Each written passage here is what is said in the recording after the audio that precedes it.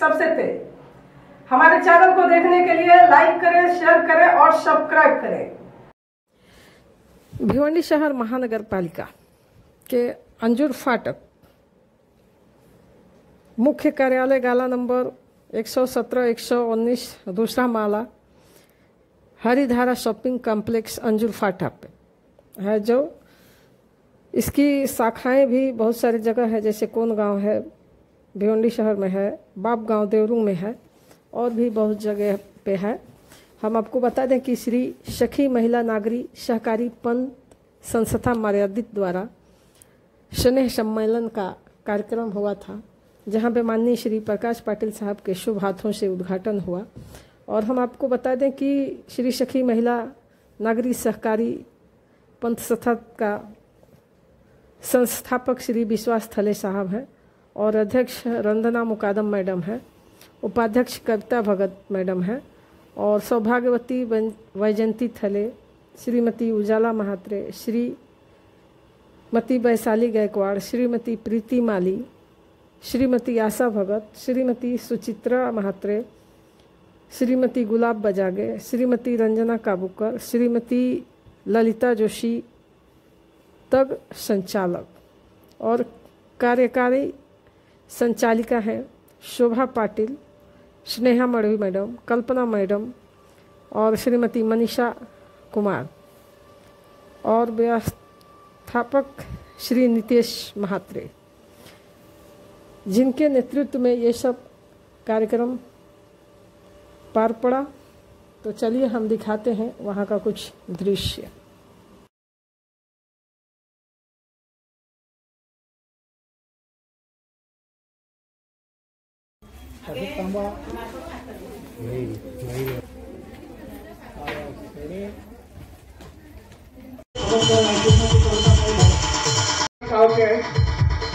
आणि जगामध्ये यांनी या दोन मुलांनी त्यांचं कौशल्य दाखवून 10 देशामध्ये यांनी दुसरा क्रमांक पटकावला आहे।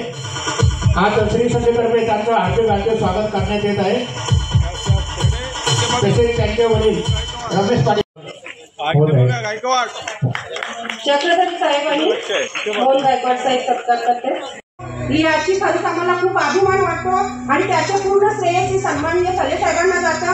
आम्हाकडे वळूया। मॅनेज करत आहेत।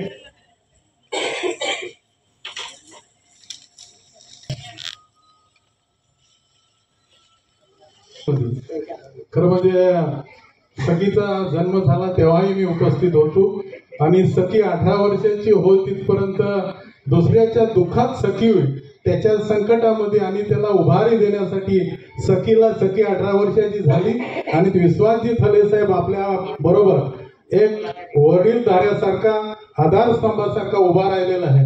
आपल्या सगळ्यांच्या वतीने थले साहेबांचा मी सन्मान करतो आणि सखीची माझ्या बँकेकडनं जीपी पार्सिक गोपीनाथ पाटील पार्सिक जनता सहकारी बँकेचा उपाध्यक्ष या नात्याने आपल्या सखीच्या सर्व संचालकांचा आणि संस्थापकांचा सभासदांचा मनापासून अभिनंदन करतो आणि आपल्या पुढच्या वाटचालीला शुभेच्छा देतो। धन्यवाद। जय महाराष्ट्र। पुण्याचे धन्यवाद।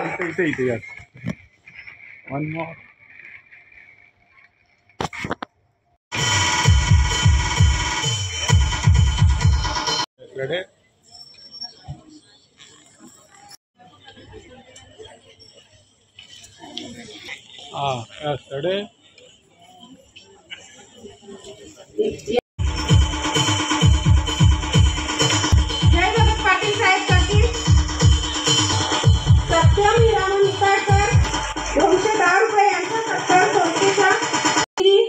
सौ वर्षा योगेश पाटील, नरेंद्र पाटील साहेब करतील। भगत यांचा सत्कार। भूषण 40,700 रुपये यांचा सत्कार।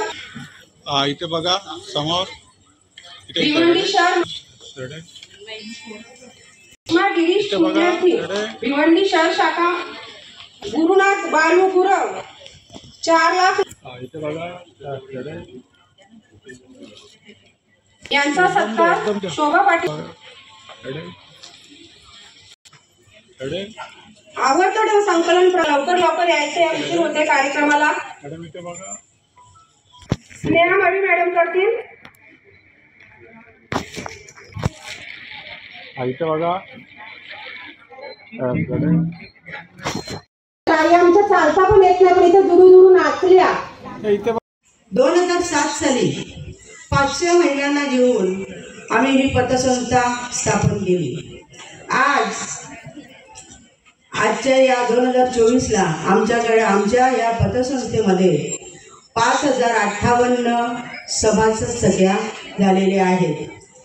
परंतु ज्या उद्देशाने आम्ही पतसंस्था स्थापन केली की महिलांना स्वतंत्र व्यासपीठ मिळावा, बचतीची सवय लागावी, त्यांना आपल्या कलागुणांना वाव देता यावा, हा आमचा मेन उद्देश आहे. आणि तो उद्देश करोनाच्या ह्याच्यामुळे मागे पडलेला होता आणि कुठेतरी आपण काहीतरी म्हणजे राहिलेलं आहे असं वाटत होतं. तर यावेळेस आम्ही विचार केला की आपण आता हा स्नेहसंमेलन म्हणजे सांस्कृतिक कार्यक्रम आपल्या महिलांना स्वतंत्र व्यासपीठ देण्यासाठी तो कार्यक्रम चालू करावा असं आमच्या म्हणजे लक्षात आल्याने आम्ही हा दुग्धक शर्करा योग म्हणजेच वार्षिक सभा आणि स्नेहसंमेलन हे दोन्ही आज घेतलेलं आहे.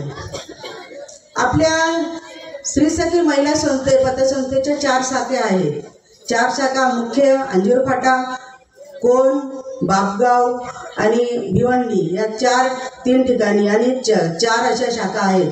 कर्मचारी आपल्याकडे 21 आहेत, संचालिका आपले 15 आहेत, सल्लागार 4 आहेत आणि एकूण एजंट आपले 44 आहेत. बघा, इवलासा रोप लाविला दारी आणि त्याचा वेल गेला गगनावरी अशा युक्तीप्रमाणे आपल्याकडे आज 23 कोटीचा आपला टर्नओव्हर आहे आणि आमचा आता असा टार्गेट आहे, संकल्प आहे की 2025ला म्हणजे पुढच्या वर्षी आम्ही 30 कोटीपर्यंत जाण्याचा संकल्प केलेला आहे. तर या संकल्प आमचा पूर्ण करण्यासाठी तुम्ही सगळे आम्हाला मदत करणारच आहात, सहकार्य करणारच आहात अशी मी आशा बाळगते.